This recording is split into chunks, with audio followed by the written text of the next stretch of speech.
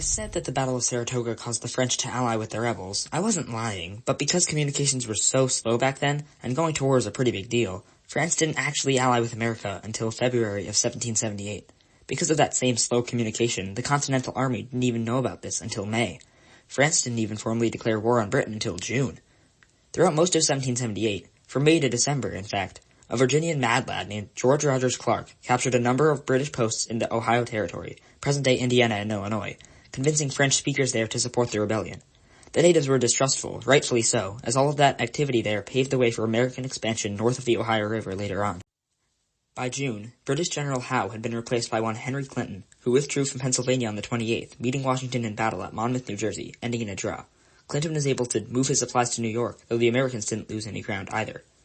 In late July, a naval battle between a joint French-American fleet and a British one at Newport, Rhode Island, ended in a British victory. Earlier in July, on the 3rd, British troops again annihilated an American force in Pennsylvania, killing over 5/6 while suffering only 11 casualties. The next day, though, 2 years after the signing of the Declaration of Independence, the mad lad George Rogers Clark captured Kaskaskia in present-day Illinois. Later that month, across the ocean, in the English Channel, the First Battle of Ushant saw a British naval force stalemating with a slightly larger French one. The English don't even know that the French have joined the war yet. The Battle of Rhode Island on August 29th saw American forces withdraw from Aquidneck Island, aka the Rhode Island. Going into September, the Massachusetts Banishment Act meant that loyalists who had left the state wouldn't be allowed to return. Hundreds were listed.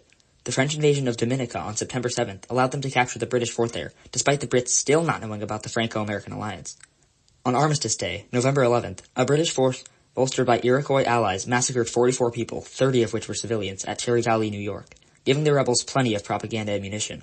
Only 3 days before the new year, a British force under Archibald Campbell captured Savannah, Georgia. 1778 saw victories on both sides, with plenty dead because of it. Hopefully, 1779 will be better for the Americans, but that's a story for part 6.